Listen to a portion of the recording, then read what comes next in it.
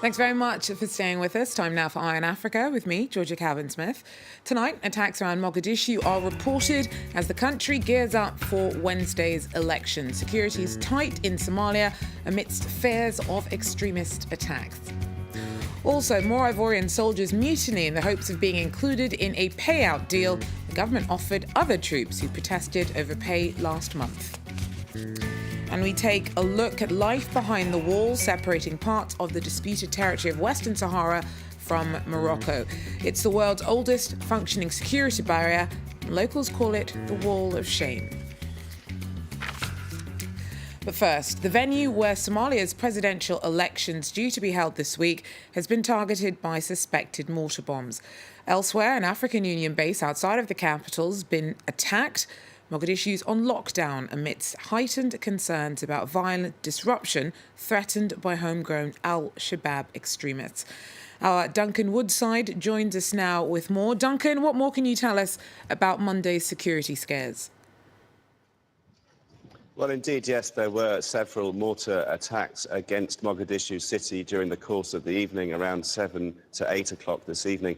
It seems that there are around 5 shells that were fired and landed at various locations throughout the city, 2 of which landed close to the Jazeera Hotel just outside the African Union peacekeeping base, where, of course, the presidential selection will take place tomorrow. There are no reports of casualties, but it does seem that this is something of a signal of intent by Al-Shabaab. Also, as you say, there was an attack against an African Union peacekeeping base about 20 kilometres northwest of Mogadishu.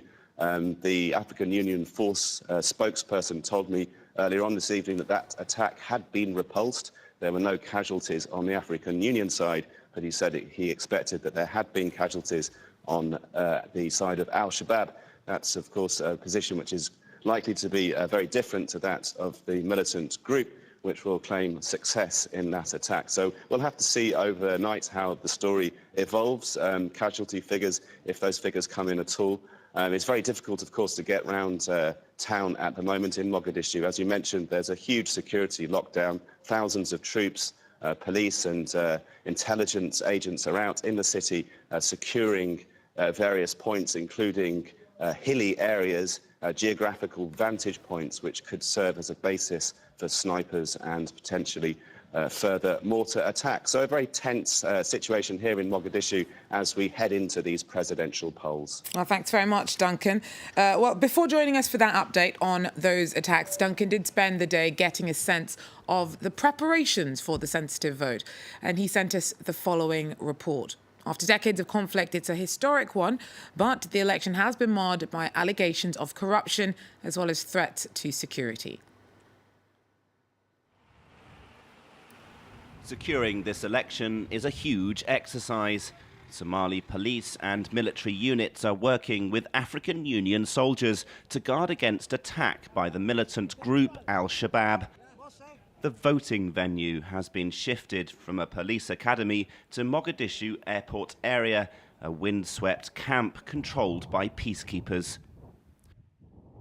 Where we are going to carry out the elections, it is already within a camp which is secured unless the risk is that maybe unless they can use mortars, otherwise the area is secured.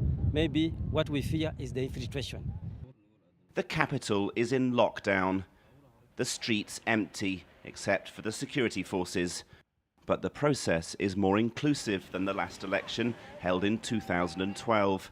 For one thing, the gender gap is narrowing. Female deputies in both the upper and lower chambers will have a crucial say in the outcome.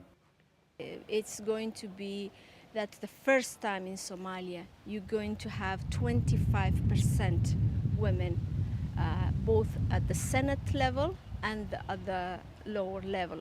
While acknowledging these gains and others, including the participation of over 14,000 people in selecting parliamentary candidates, the UN mission here points to major disappointments. The process has been marred by a lot of corruption and bribery and some intimidation, and there's been a number of high-profile cases of that. The vote is due to get underway on Wednesday morning. It could well be a lengthy affair going to several rounds. Most people here expect the result to be announced sometime during the evening. Well, Ivory Coast's been hit with another round of mutinies.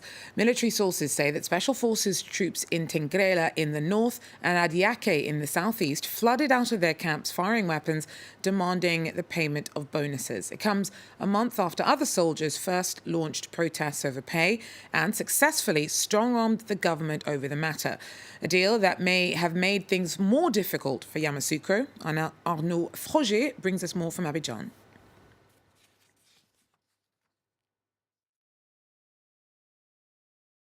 It all started around 9 a.m. when soldiers from the army barracks of Adiake opened a fire and blocked roads. Adiake is a small town to the southeast of Ivory Coast and is home to hundreds of elite soldiers who were not part of a deal struck 3 weeks ago, which saw the government promise money to an earlier set of mutinying troops. We are comrades in arms. We fought together along with these soldiers during the post-electoral crisis 6 years ago, so we want the same bonuses, said our source among the mutinous special forces.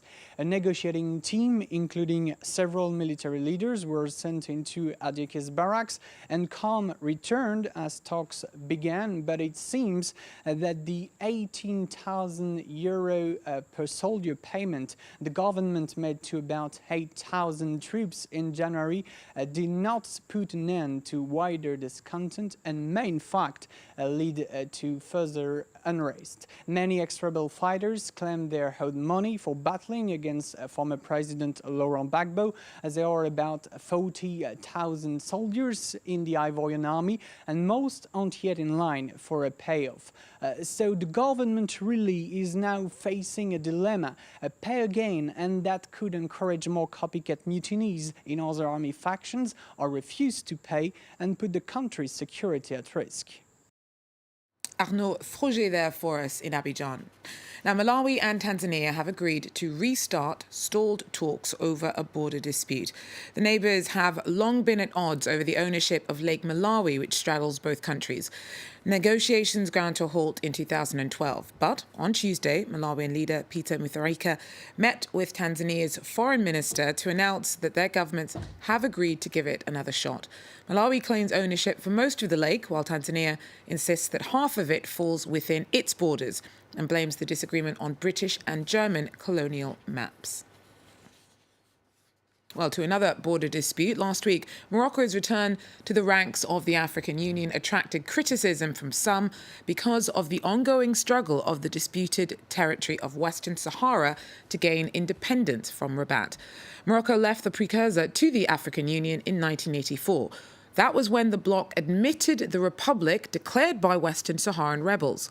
Tough negotiations have put autonomy on the table, but Western Saharans remain frustrated both ideologically and physically.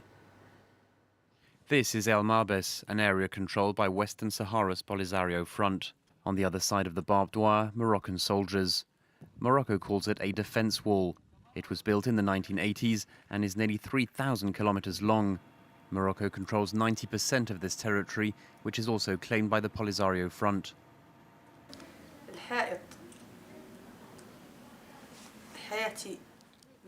I live on one side of the wall and my parents on the other. It's really difficult. No one from my father's family lives on this side. In the Algerian town of Tindouf, not too far from Morocco, activists opened a museum dedicated to their cause. Some of our people live under Moroccan occupation, some in the liberated areas. This wall is separating whole families. Western Sahara is one of the regions in the world with the most landmines. Many are along the wall.